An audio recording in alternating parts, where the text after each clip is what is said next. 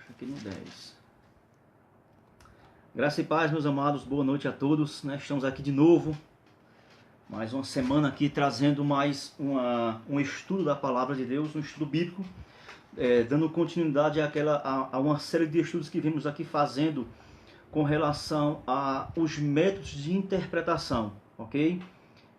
Já de início aqui a gente já dá continuidade onde paramos, né? Nós já expomos aí já algumas semanas atrás a questão do método alegórico, né? Para você que não acompanhou, você que não viu, aí eu peço que você volte aí no meu Face, você pode voltar lá, você vai encontrar lá as aulas que foram referentes ao método de interpretação alegórico.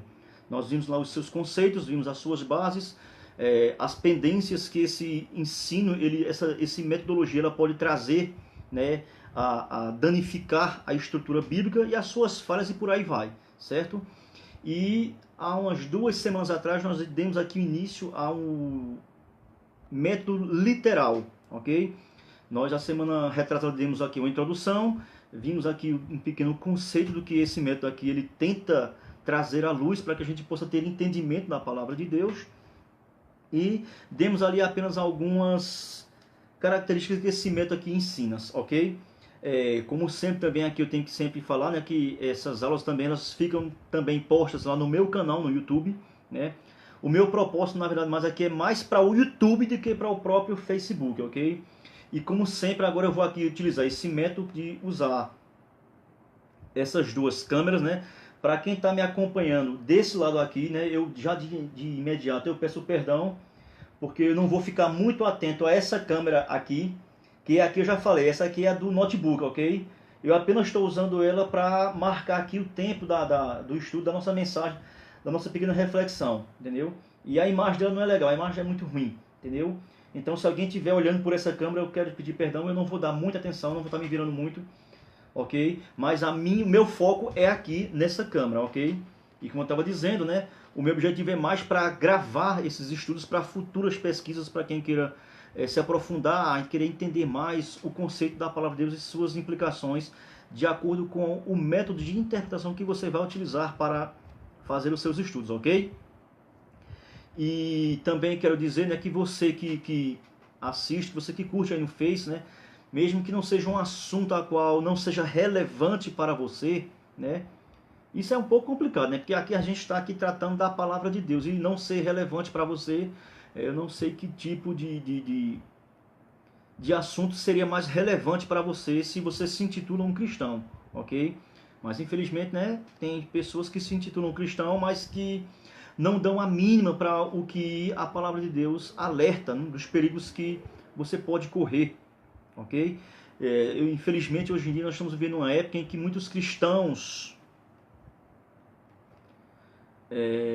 estão dando preferência mais a outras questões seculares do que para as questões primárias da palavra de Deus. Tem hora que eu fico sem entender, mas isso simplesmente é apenas mais um cumprimento do que está escrito aqui na palavra de Deus, ok? Então o que eu quero dizer é o seguinte, mesmo que o assunto seja irrelevante para você, compartilha, poxa, aí. Não é do seu interesse, mas talvez nos seus amigos do seu Face aí, esteja algum cristão que esteja interessado e queira entender melhor, talvez isso possa ajudar ele. Mesmo, repetindo, é irrelevante para você, mas pode ser que no seu Face aí, no seu grupo de amigos aí, seja relevante para eles, seja de algum proveito para eles. Então você compartilha, você está ajudando a compartilhar a palavra de Deus, ok? Então para a gente aqui já entrar no assunto, né? Na aula passada nós vimos aí, demos uma pequena introdução do que é o método literal, né? A gente deu aí algumas definições rapidamente, né? A gente não tem aqui como abordar tudo tintim por tintim, porque aí ficariam muitas aulas, ficaria muito exaustivo e talvez você até nem tivesse tanto tempo para estar observando tudo isso. Mas eu peço que você comece a buscar, comece a entender para que você possa tirar mais proveitos, né, para a sua vida espiritual com Deus. Então a gente viu aqui algumas definições, ok? Vimos aqui algumas evidências que favorecem o uso desse método aqui. Eu até falei que aqui o livro aqui tem muitas coisas, mas a gente não vai dizer todas porque senão vai ficar muito exaustivo, ok? Eu apenas aqui citei algumas. Hoje nós vamos aqui continuar vendo aqui agora. A gente hoje vai ver quais são as vantagens, ok?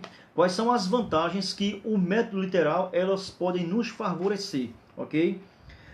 Só aqui uma pequena introdução para a gente entrar no assunto. O autor aqui do livro, que nós sempre aqui usamos ele vai dizer o seguinte, ó, para introduzir sobre as vantagens que esse método ele pode trazer para nós. Ó. Visto que Deus concedeu a sua palavra como revelação ao homem, seria de esperar que a sua revelação fosse dada de forma tão exata e específica que seus pensamentos pudessem ser comunicados e entendidos corretamente quando interpretado segundo as leis da linguagem e da gramática. Ok? Tomado como evidência, essa pressuposição favorece a interpretação literal, pois um método alegórico de interpretação turvaria, distorce o sentido da mensagem entregue por Deus ao homem. Isso aqui ficou muito bem claro, né? Deus, por ser um ser muito transcendente à limitação humana, mas ele se comunicou e se comunica com a sua palavra de forma, é lógico, é claro, né? Usando algumas expressões, né, que parecem soar estranho ao homem, mas que as suas interpretações literais dentro do contexto gramatical vai ser a única forma de chegarmos perto dessas verdades que Deus transmitiu com a sua palavra, ok? Isso aqui é apenas uma pequena introdução que o autor aqui colocou. Então, como é que a gente pode começar já dizendo o seguinte? Por exemplo, quais são os livros que precederam o Novo Testamento? Pô, gente, com certeza é o Antigo Testamento, né? O Antigo Testamento, na verdade, ele é uma preliminar para que você possa entrar no Novo Testamento, ok? E quando você vai observar profecias ou passagens ou questões que foram ali específicas para o povo, para a nação de Israel, no Novo Testamento, quando essa mesma situação é utilizada por um escritor canônico do Novo Testamento, qual foi a maneira que ele utilizou para interpretar essa passagem que ele buscou lá no Antigo Testamento, ok? E aí, Joãozinho, um abraço, valeu. As duas câmeras, mas só que uma câmera é do notebook e a imagem é horrível pra caramba. Essa que eu tô aqui olhando, ó. Se você olhar pra mim, tá vendo aqui, ó o corte. Somzão legal pra caramba ele tem, viu, Joãozinho? Valeu, entendeu? Mas essa câmera aqui, ó, é melhor, Joãozinho, porque é a câmera do celular. Essa outra lá do notebook, essa aqui, ó, eu tô usando ela só pra marcar o tempo. Tu chegou agora, acho que tu não viu o que eu falei no começo, entendeu? Mas é só pra me marcar o tempo, pra não ficar muito grande. É só mais uns 45 minutos e tá legal. Valeu, João. Um abração pra tu, abençoado. Então, voltando para cá, então quando você, quais são as bases que temos para encontrar vantagens, por exemplo, no método literal, ok? E aí, Geraldo, um abraço abençoado, valeu, Deus te abençoe, meu irmão. Então, quais são as vantagens que nós encontramos no método literal, né? Por exemplo, quando você pega passagens do Antigo Testamento repetidas no Novo Testamento, os autores não as interpretaram de modo alegórico. Isso aí foram coisas que eu já falei na aula anterior, ok? Então, com base nessas considerações que a gente já fez aqui no início aqui, nós podemos concluir aqui a evidência de apoio à validade do método literal de interpretação. Outras evidências a favor do método literal, elas serão apresentadas no estudo a seguir sobre a história da interpretação. Isso aqui foi uma coisa que eu falei lá no início, lá algumas aulas passadas, por exemplo, né? Que, deixa eu mostrar aqui para vocês, ó, que eu dei um pulo do gato, eu dei o pulo do gato, ó. Não sei se vai dar para vocês verem aí, já lembrando que a imagem aparece invertida, ok, ó. Mas se vocês observarem aí, vai ter aí, ó, capítulo número 1, olha aí, tá vendo, ó, capítulo 1, que é os métodos de interpretação, ok? Mas o que eu acabei aqui de falar, que a gente vai ver algumas coisas mais bem elaboradas quando estudarmos, né, a história da interpretação. Mas aí, onde é que se encontra a história da interpretação? Deixa eu mostrar aqui a vocês, que eu gosto de mostrar, bem interessante. Nesse livro aqui, ó, o capítulo 2, tá vendo aí, ó, a história da interpretação. Ou seja, o que teria sido melhor? Se eu tivesse começado com o capítulo 2, mostrando toda a história das interpretações, como surgiu, quais são as escolas que foram fundadas para cada uma defender o seu método. Apesar de eu ter falado isso aí lá na primeira aula, lá atrás, longe lá, ok? Que tem a escola de Antioquia e a escola de Alexandria. Então isso aí envolve a história. Então são algumas coisas que, se ficarem aqui pendentes, né, lá na frente a gente vai dar uma entradazinha na questão da história das interpretações e a gente pode engrenar e acoplar com essa aqui que eu estou falando e você vai entender perfeitamente, ok? Por isso que o autor aqui do livro aqui disse que lá na frente vai ficar mais explicado como é que essa metodologia ele alcançou esse nível que ele alcançou, por que ele apareceu, como ele apareceu, quem foram seus adeptos, quem foram os pais que utilizaram esse método alegórico e também o método literal, que é o que nós estamos vendo aqui hoje, ok? Então, já dando aqui um avanço para frente, quando a câmera, assim, olha, às vezes ela congela, ela para, é porque a internet que dá uma miadazinha, aí a gente sabe, né? Aí depois ela volta, fica legal, ok? Então, vamos ver aqui algumas vantagens, ok? Como sempre aqui que eu falo, o livro aqui ele oferece muitas questões, ok? E eu não vou dizer todas porque senão ia ficar enorme. Eu vou apenas mostrar algumas, que é para a gente não ficar muito tempo em um ponto só e terminar ficando monótono e chato, ok? Então, as vantagens que o método literal elas podem nos fornecer, ó. Quem resume aqui essas vantagens aqui é um teólogo chamado Ham. Eu já falei sobre esse cara aqui muitas vezes. A gente aqui também vai falar um pouco sobre Oswald Wallace, né, que é um dos defensores do método alegórico. E ele fez algumas objeções, né, ao método literal, mas aqui a gente vai refutar as objeções que esse defensor do método alegórico ele tenta fazer, ok? Mas como Ham aqui, como é que ele resume? Como foi que ele definiu aqui a questão do método literal nas suas vantagens? Então, a primeira vantagem que a gente pode observar para quem faz uso do método literal é que a sua interpretação ela está baseada em fatos, não como o método alegórico faz na mente do homem, na interpretação livre que o homem tem. Então, tudo que o método literal ele se embasa em procura enquadrar, a sua regra, a sua base principal é em fatos. Se ele pegar uma passagem do Antigo Testamento, por exemplo, alguma questão do livro dos profetas maiores ou menores, seja lá qual for, ele vai cavar historicamente ali o livro, arqueologicamente, gramaticalmente, vai pesquisar a fundos até encontrar bases que dê mais terreno sólido para que a gente possa pisar. Então, uma das bases principais do método literal é ter base sólida. Isso aí já produz uma vantagem imensa. Já o inverso do método de interpretação alegórica, que a sua base não é as escrituras, como nós vimos bem, e o livro aqui deixou muito bem claro. Mas a sua base é o que? É o racional, é a imaginação do próprio intérprete, ok?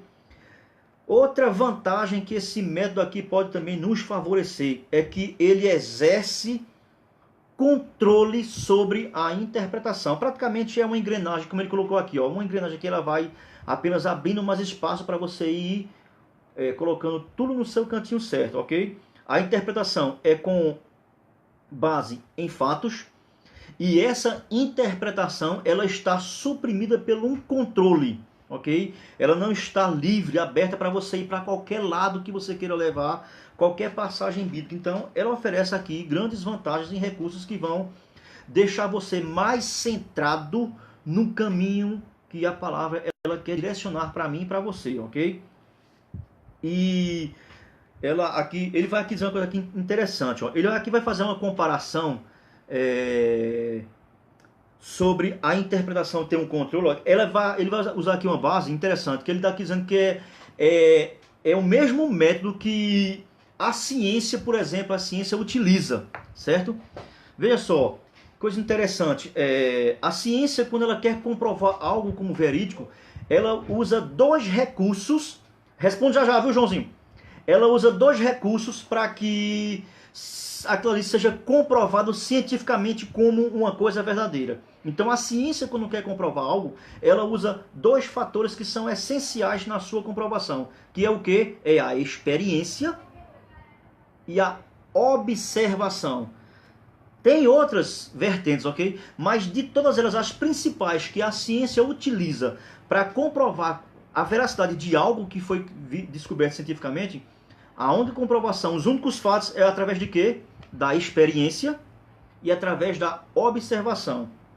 Ele fez essa mesma comparação com a questão da interpretação literal, ok? Ele vai aqui dizer o seguinte, ó, semelhante ao que a experiência exerce, olha aqui, ó, sobre o método científico, a justificação é o controle das interpretações. Olha, qualquer coisa que não se conforme aos cânones do método literal, cultural, crítico, deve ser rejeitado ou vista com suspeitas. Quando os fatos não condizem quando os argumentos não condizem com os fatos, o negócio aí vai ficar meio suspeito. Então é bom você, coloca um freio aí que o negócio é meio complicado, ok?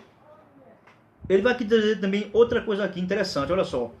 Além disso, ó, esse método oferece a única fiscalização fidedigna para a constante ameaça de aplicar uma interpretação, ó, de duplo sentido às escrituras, ok? Porque é muito interessante. Às vezes você pega aqui um texto, isso não é de hoje, né? Por exemplo, eu vou ler um texto e eu vou ter uma interpretação. Já que os irmãos estão aí, vou usar os irmãos aqui como exemplo, né? Eu leio um texto e tenho uma interpretação. Joãozinho vai ler um texto e tem uma outra interpretação. Ao irmão Geraldo vai ler o texto e tem uma outra interpretação. E agora, como é que fica quando a gente chega numa situação dessa? O mesmo texto por 3 pessoas, mas com 3 interpretações diferentes, ok? O que ele quer dizer é o seguinte, que quando você pega essas 3 e submete ela aos fatos de, como o Joãozinho bem aqui colocou, histórico, gramatical, a questão do uso literário do escritor, a arqueologia, então aí você começa a já ir excluindo certos elementos que você utilizou na sua interpretação, ok?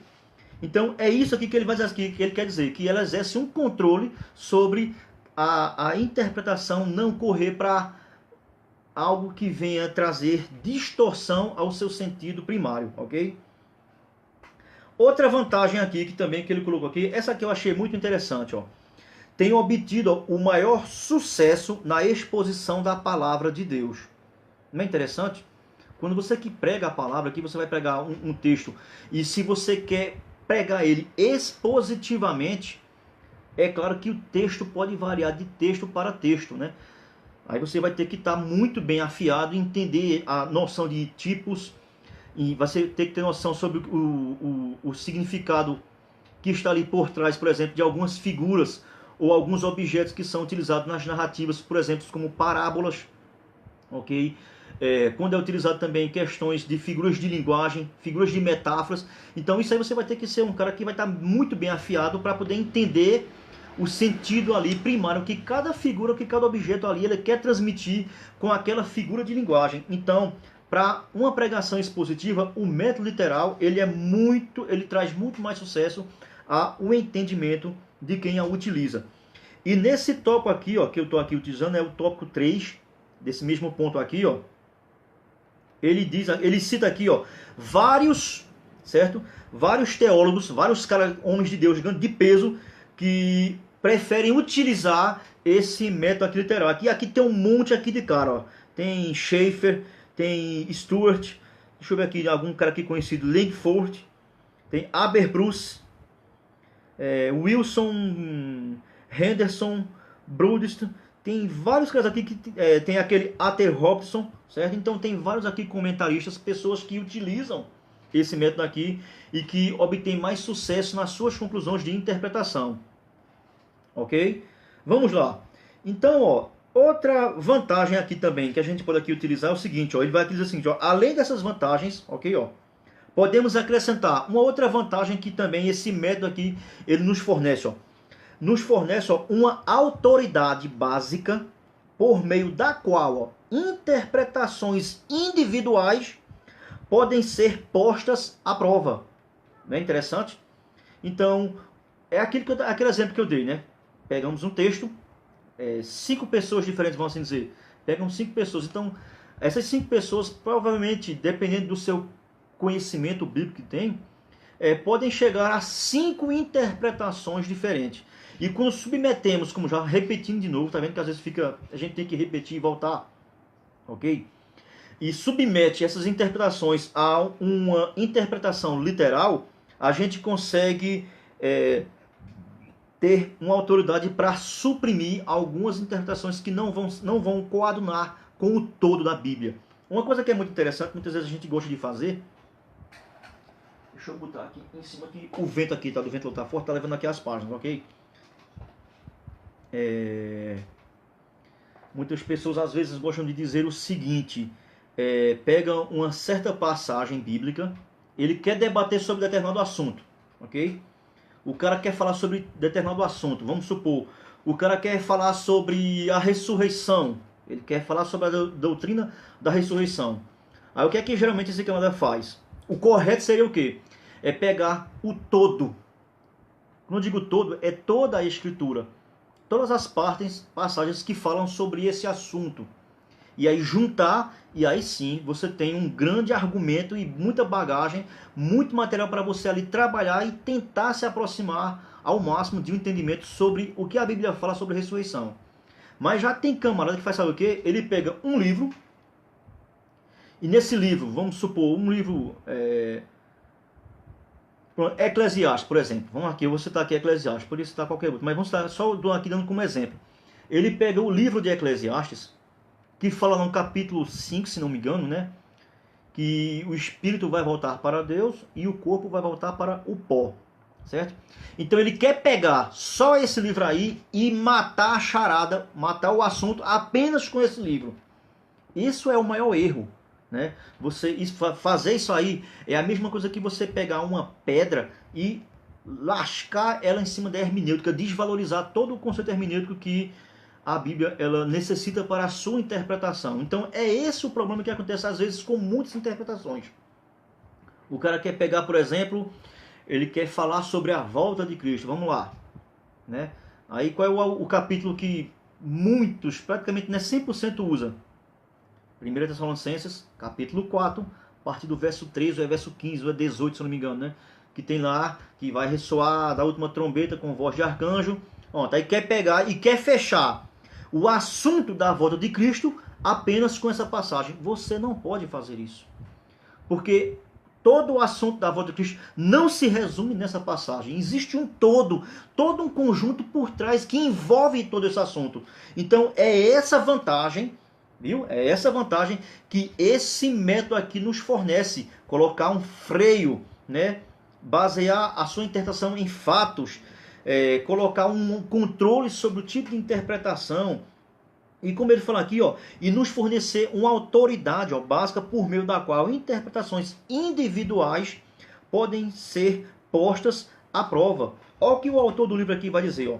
O método alegórico, que depende, ó, da abordagem racionalista, tá indo, ó, do intérprete, ou da conformidade, ó, a um sistema teológico pré-determinado, deixa-nos sem uma verificação autorizada por base. Já no método literal, ó, uma passagem da Escritura pode ser comparada a outra, pois, como palavra de Deus, ó, tem autoridade e é o padrão pela qual toda verdade deve ser testada.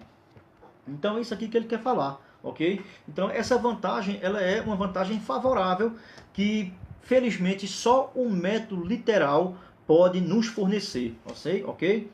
Então nós vemos aqui algumas vantagens que esse método literal aqui ele pode nos fornecer. Eu vou apenas, ó, tinha mais aqui, ok? Mas para não ficar muito aqui, muito extensivo, eu vou parar nessa aqui, mas ainda tem aqui mais, ó. Essa aqui eu achei interessante, ó. Outra vantagem que o método literal nos fornece. Ele vai dizer o seguinte, ó. O método literal, certo? Ó. O método nos livra tanto da razão quanto do misticismo, ó, como requisitos da interpretação, ok? Porque há muitas interpretações baseadas tudo na questão do misticismo, ok? Joãozinho, depois é que a gente comenta aqui, senão eu vou fugir aqui do meu foco, fiz nada aí. abrem precedentes para heresia, né? Exatamente, cara, é isso aí. Com apenas uma. Para você ver como a mente, a gente, eu tô aqui apenas aqui falando aqui, né, para o pessoal do YouTube que não tá vendo, né? Porque quem tá me assistindo aqui pelo meu canal no YouTube, né, João, não tá vendo esses comentários que vocês aqui fazem aqui no Face, entendeu? Então, para você que é um inscrito do meu canal no YouTube, eu tô apenas aqui debatendo com um amigo meu aqui, né, que ele fez aqui um comentário interessante e que eu concordo aqui plenamente. É justamente a interpretação vaga, ela vai produzir heresia e muitas pessoas que não têm entendimento, né, João? Com relação a isso aí, vai ter uma heresia como uma verdade bíblica e você vai ficar submisso ou escravo mentalmente dessa posição quando você não tem aqui um completo raciocínio mais fiel à palavra de Deus. Esse comentário aí foi muito bacana, João, muito, muito bom mesmo. Ok? Então, para a gente encerrar essas vantagens aqui que ele falou, essa questão aqui é muito interessante. Então, o método literal nos livra, né, de termos aqui, como o João aqui colocou, eu achei interessante, né, nossas interpretações baseadas em misticismo. E isso é uma coisa que tem muito hoje em dia, infelizmente, em algumas igrejas por aí, ok? Eu tô com tá aqui na minha língua aqui um assunto que eu queria aqui falar com vocês aqui sobre a questão de igreja, gente, que a gente tem visto aqui nesses últimos dias, que tem sido decepcionante. E muitas vezes eu até olho assim a questão do movimento dos desengrejados, apesar de eu não concordar com isso aí, mas o que a gente vem vendo hoje em dia no Evangelho, às vezes a gente olha assim e parece, viu? Cuidado para não distorcer minhas palavras. Parece, mas não é. Mas parece que às vezes essa turma tá com a razão, cara, porque é um negócio muito fora do normal. Muita barganha que a gente tem visto hoje em dia, ok? Mas vamos voltar. Depois a gente vai falar um pouco, depois não, outras aulas lá para frente, a gente vai falar um pouco sobre essa questão, ok? O último tópico aqui que eu quero falar com vocês está ligado aqui à questão do o método literal e a linguagem figurada. Uma coisa que a gente aqui vai deixar logo de início bem claro para você, alegorista, é que nós, literalistas, não ignoramos o uso da linguagem figurada que a Bíblia faz. Quando você entra com argumentos, faz isso ou faz aquilo, você está mentindo. Nós não desprezamos, né, e não ignoramos que a Bíblia usa um recurso literário muito vasto, ok? Olha o que é que esse tópico aqui do livro vai nos fornecer. O método literal e a linguagem figurada, ok? Diz o seguinte, ó, todos reconhecem que a Bíblia está repleta de linguagem figurada, meu irmão. Ó, com base nisso, muitas vezes afirma-se que o uso de linguagem figurada exige interpretação figurada. É mesmo? O milagre está dizendo Principalmente, ó, isso aqui é uma posição que é definida pelo método alegórico. Então vamos lá. Você vai concordar comigo que parábola é uma linguagem figurada. Não é verdade? O filho pródigo ali é uma linguagem figurada. É uma história que ele ali contou, né, para trazer ali um princípio espiritual que está por trás daquelas figuras de linguagem que ele utilizou.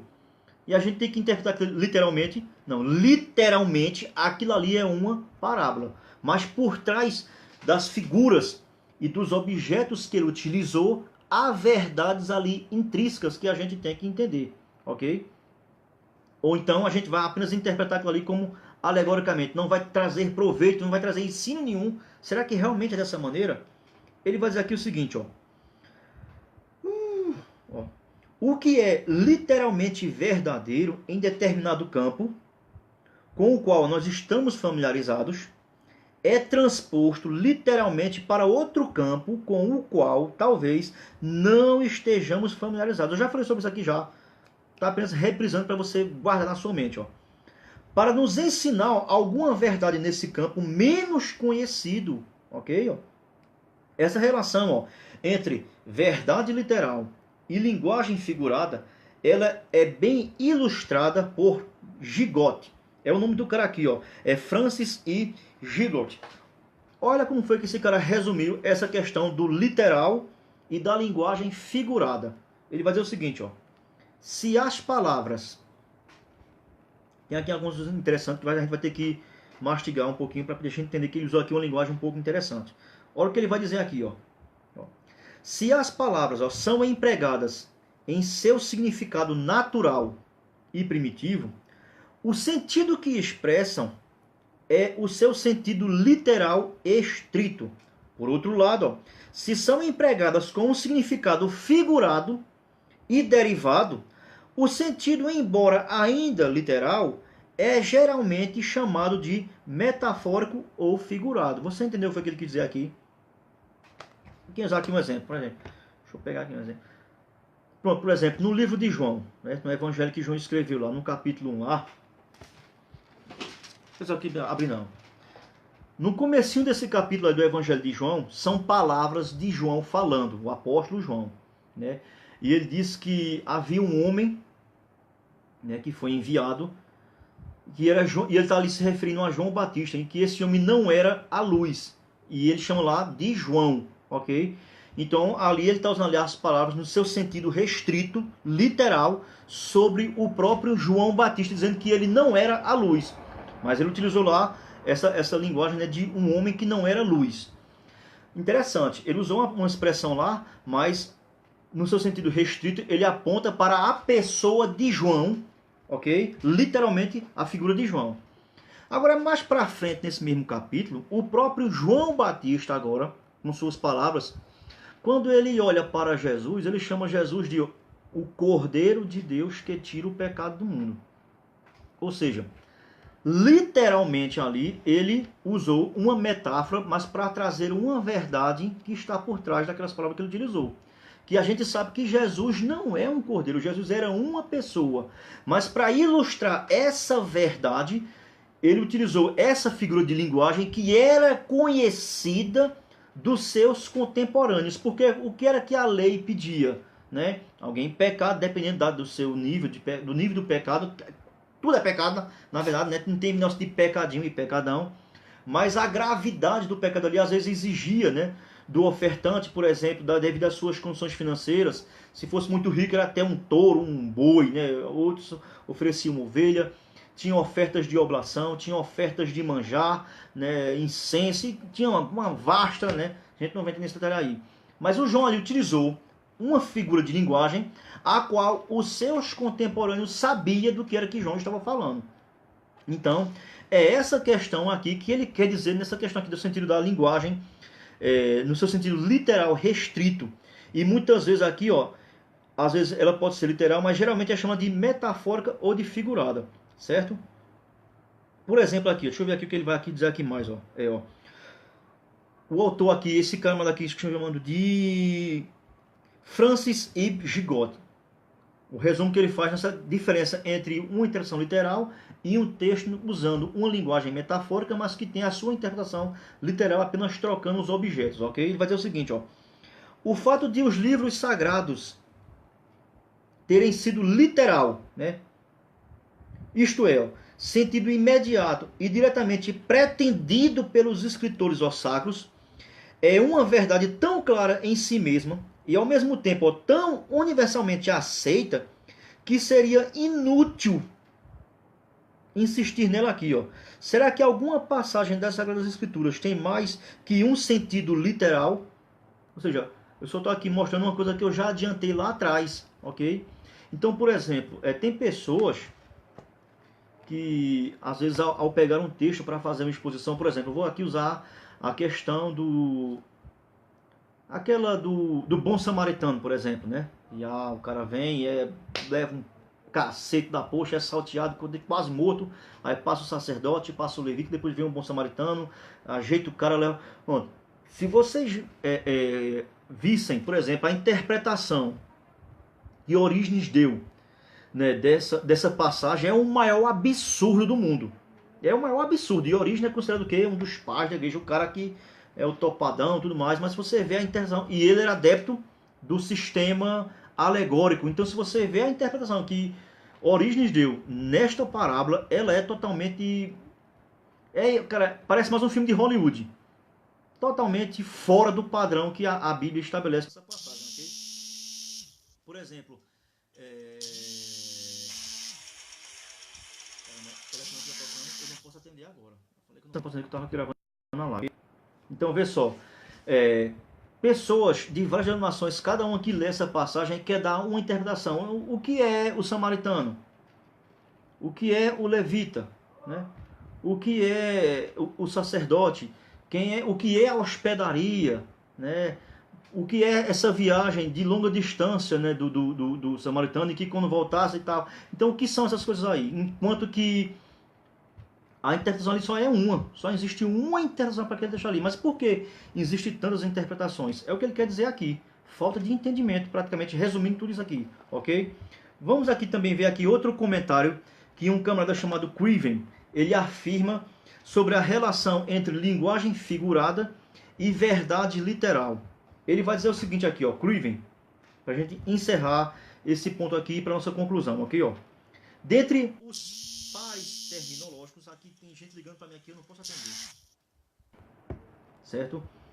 Ó, dentre os pares terminológicos escolhidos para designar as duas grandes escolas de exegetas proféticos, nenhuma poderia ser mais infeliz que literal e espiritual. Olha que coisa interessante que ele vai dizer aqui. Lá na frente a gente vai resumir, para a gente entender. Ó. Esses termos não são antitéticos, ok? Nem retratam de maneira devida as peculiaridades dos respectivos sistemas para cuja caracterização são utilizados. São indiscutivelmente enganosos e tendenciosos. Essas formas aqui que ele está aqui dizendo aqui, de literal e espiritual, ok? Ele vai dizer aqui, literal não é antônimo de espiritual, mas de figurado, ok? E espiritual está em antítese, por um lado, a material e por outro a carnal. Ou seja, o que ele quer dizer aqui é o seguinte, então, muitas vezes há uma diferença de você interpretar um texto que é um texto espiritual de forma literal, e você pegar um texto que tem ali uma verdade espiritual, e por ser uma verdade espiritual, em vez de você traduzir, interpretar literalmente, você quer espiritualizar essa passagem, dar mais ênfase ainda a uma coisa que, como ele aqui falou, trafega em um mundo a qual nós não conhecemos. E para conhecermos essa questão, ela é transmitida, passada do mundo que nós não conhecemos para o mundo que nós conhecemos. Ok? Então, resumindo, é isso aqui que ele quer dizer. Então, vamos lá. Observa-se assim, que o literalista não nega a existência de linguagem figurada, como ele já repetiu aqui no começo. Ok? Nós reconhecemos que a Bíblia está repleta de linguagem figurada, de metáforas, de parábolas, né, de símiles, de tipos, de antitipos e por aí vai. Ela nega, todavia, que tais figuras devam ser interpretadas de modo que destrua a verdade literal pretendida pelo emprego das figuras. É isso que nós negamos, ok? Nós não podemos utilizar essas verdades que estão aí em formas de figura para espiritualizar mais ela ainda e destruir a verdade a qual está ali por trás dela, ok? Então, a verdade literal deve ser informada por meios de símbolos. Um argumento interessante que a classe alegorista utiliza, sabe qual é? O livro de Apocalipse. O livro de Apocalipse é simbólico. Tem que ser interpretado simbolicamente. Será que realmente todo o livro de Apocalipse tem que ser interpretado simbolicamente?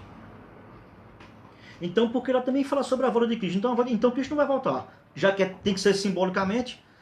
Porque quando lhe convém, você interpreta alegoricamente, né? Mas quando não convém... Porque é esse o argumento que vocês utilizam contra a gente. Vocês também dizem, quando convém vocês são literal, quando não convém vocês querem ser alegoristas. E isso vai ficar até quando? Interminável essa questão, não é verdade? Mas o que é que nós queremos dizer? Que ainda que o livro de Apocalipse ele seja simbólico, mesmo por ser simbólico, por usar ali um símbolo, o símbolo está ali para quê? Apenas para preencher o espaço da escritura. O símbolo, com certeza, ele aponta para algo. Ele tem alguma verdade, ele não está ali apenas para preencher. Ainda que seja simbólico, ele está ali para preencher, não para preencher, mas para transmitir algo que está oculto na sua parte literal. Ok? Tá aberto? Ele tá fechado, ó. Dá um timezinho aqui, viu, pessoal? Ligeirinho. Sim.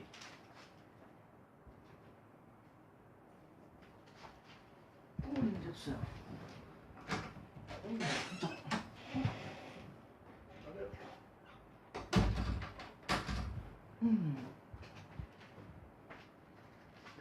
Ai, voltei. Tiveram que me chamar ali, ok? Então, voltando aqui para o que a gente vinha aqui falando, né? Eu espero que isso tenha ficado claro. Eu sei que tem muitas lacunas, não tem como a gente preencher todas, porque já vai aqui, ó, em 40 minutos, né? E talvez algumas coisas aqui que eu falei, eu acho que talvez complicou mais do que propriamente ajudou.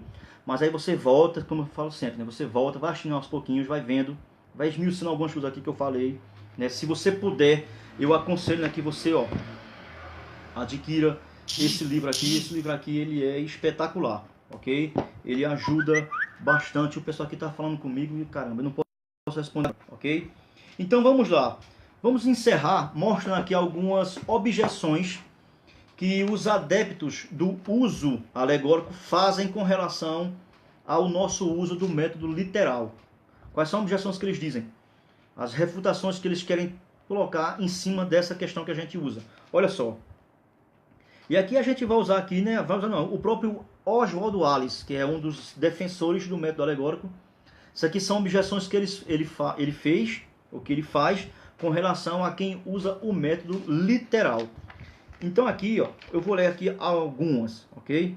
Para não ficar muito grande, eu quero encerrar com 45 a 50 minutos, ok? Olha só, a primeira objeção de Oswald Allis diz o seguinte, ó: a linguagem da Bíblia muitas vezes, ó, contém figuras de linguagem, a gente já sabe disso. Ó. É o caso, ó, sobretudo da poesia, por exemplo, o livro de Eclesiastes, o livro de Provérbios, Cantares, Salmos, Jó, certo? Ó. No estilo elevado da profecia, ó, e mesmo na simples narrativa histórica, ó, surgem figuras de linguagem, ó, que obviamente, ó, não tinham o propósito de serem entendidas literalmente e não podem sê-lo. Não podem ser, será? Como é que a gente pode refutar essa primeira objeção? O autor vai dizer o seguinte, ó, em resposta ao primeiro desses argumentos, porque eu li aqui só, mas tem vários, ok? Ó. É necessário reconhecer, ó, o uso bíblico das figuras de linguagem. Como se ressaltou, ó, previamente, aquilo que eu já vim falando desde o início, ó, as figuras de linguagem podem ser usadas para ensinar verdades literais, ó, de maneira mais vibrante que as palavras corriqueiras ou normais, né? Mas nem por isso exigem uma interpretação alegórica. Ok? É aquilo que eu já falei aqui no início dessa aula, né? O Antigo Testamento ele está repleto de profecias que no decorrer da história elas foram concretizadas e foram cumpridas na pessoa de Cristo, por exemplo, na sua vida, no seu ministério, na sua ressurreição e por aí vai. E algumas delas que foram cumpridas no Novo Testamento, elas foram cumpridas de forma totalmente literal. Pode ter acontecido, por exemplo, de passagens que foram preditas no Antigo Testamento e que nesse intervalo agora da ressurreição de Cristo até a sua volta, que já vai nesse período de 2000 anos, algumas delas tenham se concluído parcialmente, não completamente, ok? Então, por ela não ter se cumprido, o argumento deles é esse, por não ter se cumprido perfeitamente por inteiro, elas não podem ser interpretadas de forma literal. Esse é o argumento deles, ok? E essa aqui é a base que nós damos para refutar essa objeção a qual aqui ele faz, certo? Vamos ver aqui a segunda objeção que ele fez com relação ao método literal.